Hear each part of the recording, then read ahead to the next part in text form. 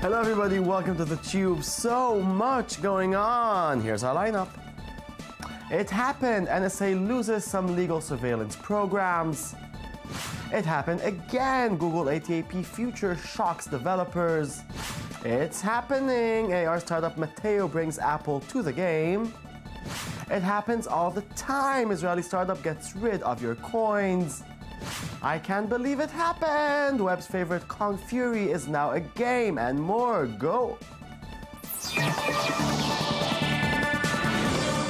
The news which we've all been waiting for from the US is finally here. Ding dong, the Patriot Act is dead. The Patriot Act, the bill which grants US intelligence agencies their almost unlimited mandate of surveillance, including the controversial bulk data phone record collection method, partially expired at midnight. The Senate failed to pass a replacement bill, the USA Freedom Act, which caused a bitter divide among legislators.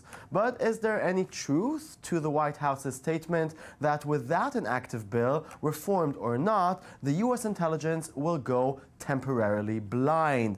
Well, probably not. While agencies such as the NSA will temporarily require different procedures to approve intelligence data collection, only part of the Patriot Act is now suspended, leaving certain legal loopholes. Still, quite a victory for Team Edward Snowden. The developer conference Google I/O is now behind us, and tech news was abuzz throughout the weekend with Google innovation on the Android side of the pound. The big announcement, as expected, was Android M, the new operating system coming this September with a bunch of features with, for example, Android Pay, which does exactly what it sounds like it's doing. It's a tap-to-pay service. There was Google Photos, the sleek new photo app now on your screen, and there was Brillo, a new Android-based OS, Google's foot in the door of the Internet of Things, and there was the new and improved Google Cardboard, the company's quirky, cheap VR headset. But again, the crazy projects of Google ATAP, the tech giant's visionary experimental division, were the ones who truly ignited the imagination. Fabrics that operate like a touchscreen and tiny, tiny radars for motion control. Google is on it all. The reason why we're able to interpret so much from this one radar signal is because of the full gesture recognition pipeline that we've built. The various stages of this pipeline are designed to extract specific gesture information from this one radar signal that we receive at a high frame rate. We arrived at this idea of virtual tools because we recognized that there's certain archetypes of controls, like a volume knob or a physical slider, a volume slider.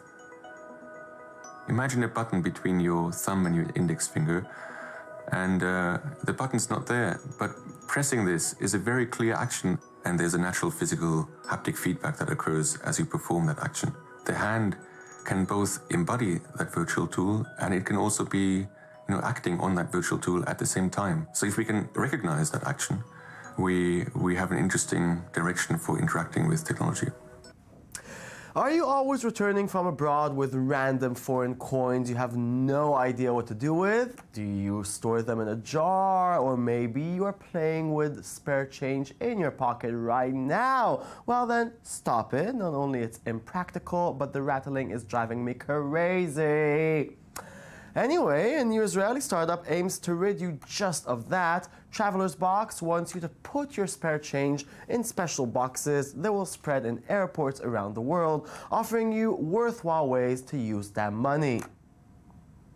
The one thing all passengers have in common is that they are all going back home with unused foreign coins and bills that cannot be exchanged. Precisely for these passengers, we've invented Traveler's Box, a revolutionary service that offers air travelers an amazing way to use their leftover coins and bills. The way it works is simple and easy. First, choose a language out of 12 languages offered. Select a service. Deposit to an e-wallet. Get a gift card or make a donation. Enter a valid email address for confirmation. Deposit your unused coins and bills, and you'll be prompted to a transaction summary window. When finished, we'll send you a confirmation by email. So the next time you're at the airport with unused coins and bills in your pocket, look for the traveler's box and get the best out of your money. With us in the studio is Traveler's Box CEO and co-founder Tomer Zusman. Good evening. Good evening. So it's a super cool and practical idea. How did the idea come to be? Thanks. Basically, I used to work in the US. Every time I get back to Israel, I got stuck with tons of coins, quarters, and bills. And I thought there is 3 billion passengers traveling every year, so it's a $60 to $70 billion market that nobody touches. So we came with the idea of creating a machine, a box, a kiosk that you can deposit the coins and the bills, and we'll transfer the money to anywhere on this online aspect, like PayPal, like Amazon, like Gap, or any other product that you would like. Wow, sounds that when there's so much money involved, did you patent the thing? Are you the only one allowed to do it? We are the only one allowed to do it because we have some certain agreements with the vendors, with the partners, but there is no patent here because on the vending system, everything was invented already. We combine a few technologies. We have a very sophisticated system, and it's a very challenging business to achieve. You have to go to airports, legislation, regulation. So it's not so easy to establish. How long did it take, from the idea till the fact that there is a machine? We established the company 2 years ago. It took us 6 months to establish the software and the machine, and then a few more months to get to the first airport. Getting into an airport will take you between 6 to 9 months. Okay, and were most airports cooperative? Oh yeah, they love the idea because it gives them a great opportunity for the passengers. They're not they're not stuck with the money anymore. They now can spend it. The money stay in the country. We pay tax on it, so everyone wins. We get great cooperation from the airports. They help us get in. They help us promote the product. So it's great, actually. And what's the business model for you? Do you get percentage from the money I put in or the company that... Yeah, we both. Actually, we have a few channels. One of them, we cut some kind of percentage from you. It's always going to be less than the change at the airport. And we're getting affiliation from the other side. So if you deposit money to Gap, Gap will pay us 8%. Doing those together, it gives enough revenue to establish the business. So, and basically, you have a few options on what you can do. You can buy yourself stuff, and you can donate the money. Correct. Why did you decide to add the donation part? We think it's important. I mean, we do not make money on donation. We don't charge any fee, and we don't get any affiliation, but we think it's important, so we put it there. I have to say that most of the people will not donate the money on the kiosk. Only in case of worldwide catastrophe. What we have in Nepal a few weeks ago, we changed the kiosk and we put on it a Nepal relief, and people donate thousands of dollars to this case. But after a few weeks, it went down. Yeah, well, I'm assuming that people will not donate if they can, use. A few percentage of the people do donate money, and we enable them later on to donate as well. So we see donation. It's not a huge product for donation, but people still donate money. Yeah. What kinds of uses are you imagining for this service other than what's existing now? The vision for us is that we want to be at every place that physical money can become digital. So we're starting from airport. It's a great go-to-market. We're moving to train station, to hotel, to every restaurant. We just developed an iPad application that you can do the same operation on the cashier. So, everyone is talking about that money will be out of the, in a few years. We want to collect this money until all the money is out. Well, maybe I have a jar at home that I can, take with me to the Israeli... I'm sure you have one, I have one, everyone have one, and this is why the idea Bring your came jar to the airport. Thank you very much, Tomer, and good luck. Thank you very much. Okay, 31 years old Russ Albrecht, the man behind the deep web marketplace Silk Road, was given a life sentence by a Manhattan court on Friday. Albrecht was also fined $183 million. Silk Road was a platform often used for the sale and purchase of essentially any kind of illegal commodity out there, and Albrecht was charged as a drug kingpin, though he did not directly profit from the anonymous sales made on the website he ran. The harsh sentence quickly ignited controversy, with some saying that Albrecht's privileged background and unlikely profile for a criminal made him be used as an example.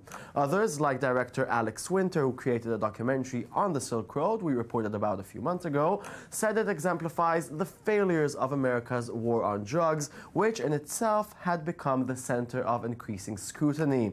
Albrecht's lawyer intends to appeal. With almost every tech giant, Facebook, Microsoft, Google, Sony, and more already busy getting ahead with virtual or augmented reality startups, it's no surprise that Apple is following suit. Finally. Now they have reportedly purchased Matteo, a company that had done some impressive work on augmented reality showcases for IKEA and Ferrari. Apple had also posted some job listings for employees with experience in the virtual reality field. So anybody who still has doubts that VR and AR are going to be a significant tech frontier in the coming generation of computing, best get his blindfold off and put on some shiny goggles.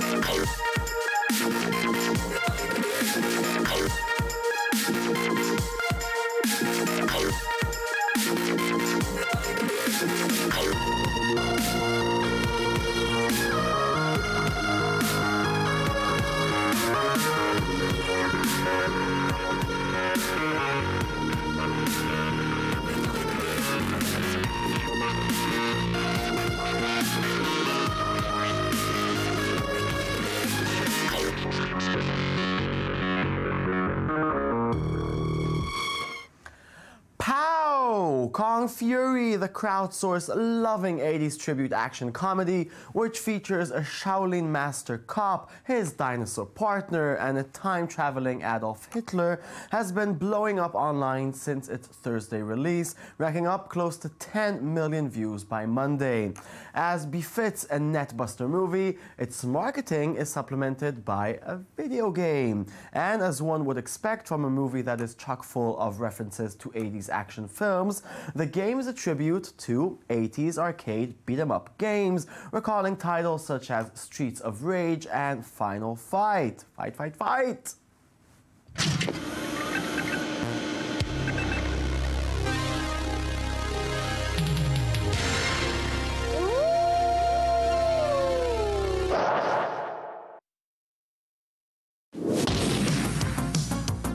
Kong Fury.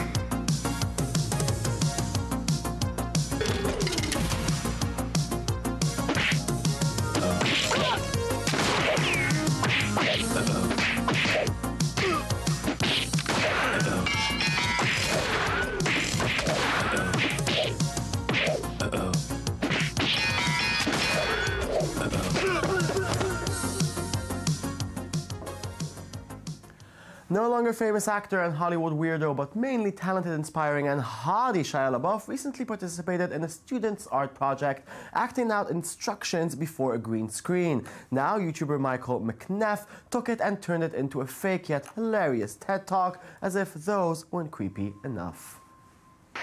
Do it! Just do it! Don't let your dreams be dreams.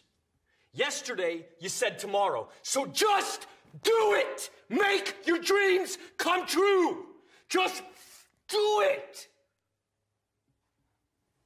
Some people dream of success while you're gonna wake up and work hard at it. Nothing is impossible.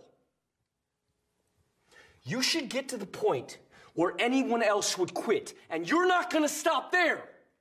No, what are you waiting for? Do it!